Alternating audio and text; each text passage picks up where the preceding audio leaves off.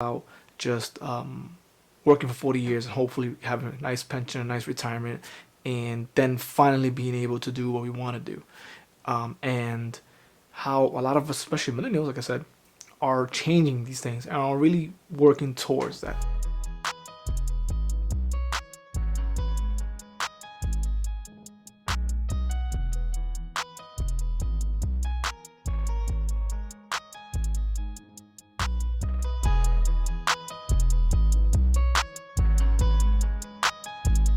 Hey, and we are back. We're back, and as I continue my series on, we're focusing on more on our personal finances and the whole purpose of why we do what we do every day, right? And I was realizing, going down my TED Talk rabbit hole, a lot of individuals talking about financial freedom and how that is kind of a revolution. We all, millennials especially, we all really want this, right?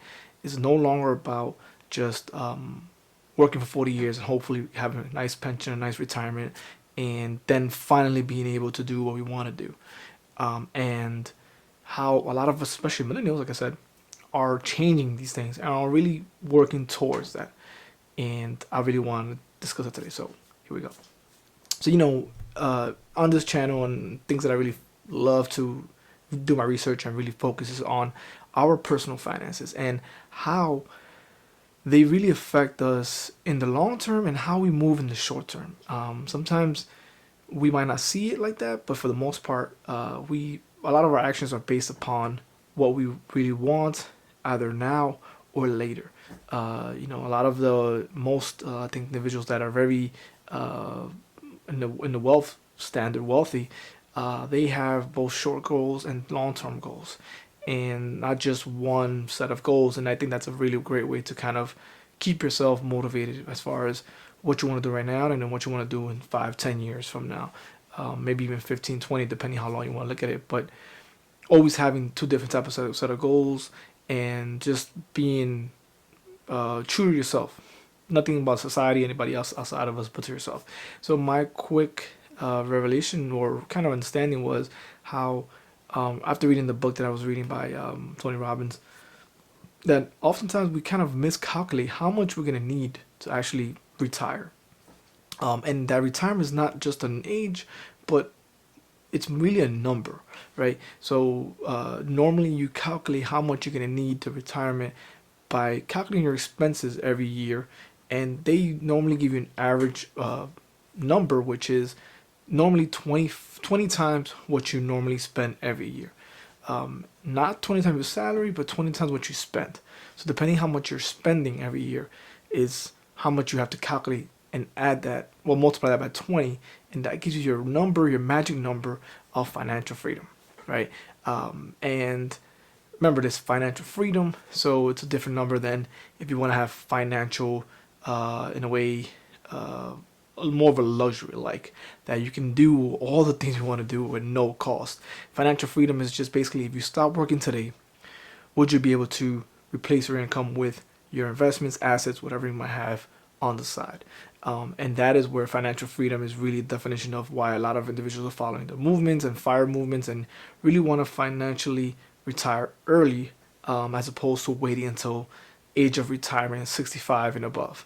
And a lot of individuals are doing this. There's great books out there. A lot of books in personal finance are recommending this, and a lot of individuals are accelerating their retirement ages, right? Maybe from 10-15 years earlier from 65. So I really want us to understand that when we're doing these, when we're budgeting, when we're really saving and investing over spending a lot of our money every month, and we're paying ourselves first, we want to understand why are we doing it, right? And really understand that it's not necessarily you have to kind of like sacrifice your whole life and never do anything fun and really think of this grand number. Like, if right now, if you sat down, how much you think you would need right now for retirement? Like, what's the amount you would need right now? A lot of us don't know what that number is. Or if we do, we over exaggerate, right? We overestimate. Let's say you have a home and a car and some kids, and you might think you're gonna need over $2, 3, $5 million a year. Well, for or not a year, but for your retirement to be able to live comfortably.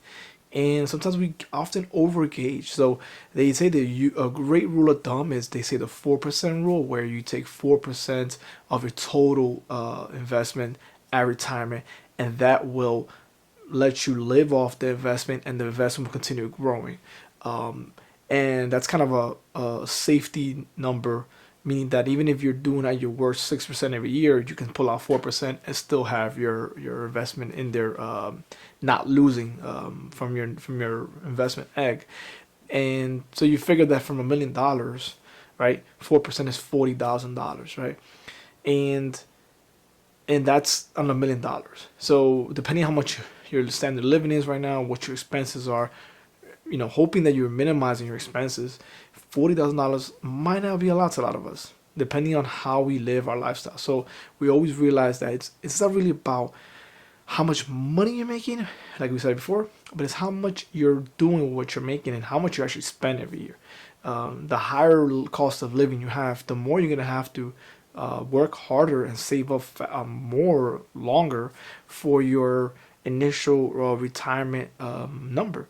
And it really got me thinking that instead of focusing so much on how much am I earning, how much I'm going to be making, focusing on how I can kind of live a very comfortable and very easygoing life without having to worry about having to make so much money, when I know that I can have my money working for me and let that grow and let that work on its own, as opposed to having to go physically go and get this, and really in a way go out there and live to society's standards, as opposed to living a life as opposed to what your values are, what you want to be doing.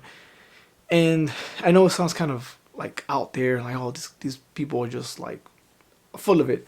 But think about it. If you personally were right now had $1 million in your investment account, you would probably move differently, right? You would take different jobs. You would probably be different places. You would visit more. You would probably travel. You would do a lot more things that you're not doing right now, because obviously that part of the equation is taken care of.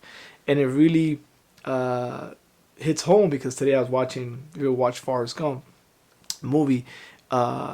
He apparently, a part of the story, I forgot what part of the movie it was, but I know he goes that he had some money. He had to give it to some investment advisor or whatnot, and they invested into some type of fruit company at that time, which is now is known as Apple.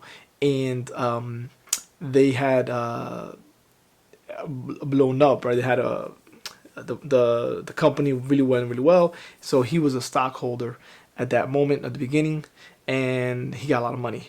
And he states that he was told that he would have to worry about money, and that was a good thing, but that was another thing he didn't have to worry about, right? And this really hit me, because although we talk about, we don't really want to face it, our lives revolve around money. Unfortunately, individuals are, we are even put in different schools, different healthcare, obviously access, anything you name it, right? Access to consumer goods, access to even job promotions or job access, depending on the money you're making and in your income, and also your assets and what you're worth.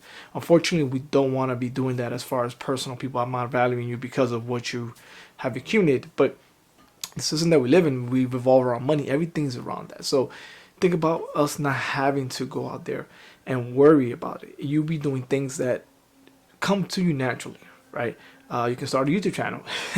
You can start a podcast. You can start talking about things you're really passionate about, and using your energy towards that, and not having to worry about whether you're gonna be being able to pay your rent every month. And you take away those things away from your worries, you start being more creative and more focused on what it is that you like to do. So even if you're watching this video, you think the video is kind of out there, start thinking about things you'd be doing right now if all your needs are met, right? If all your basic needs, and that is all obviously, rent, shelter, food, rent, food, and obviously clothing. And what would you be doing? What would you want to do? What would you want to do? What would you want to help? Maybe even volunteer, whatever it may be.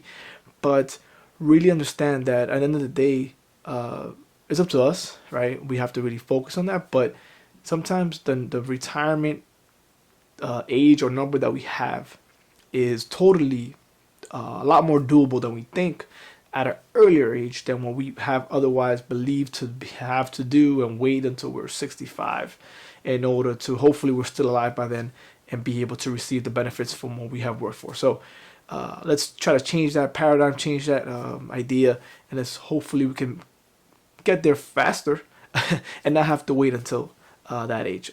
So I'm hoping you the best of luck, and let's keep on with this number, and let's hope that you're on track and you're a lot more informed. So I'll see you next time.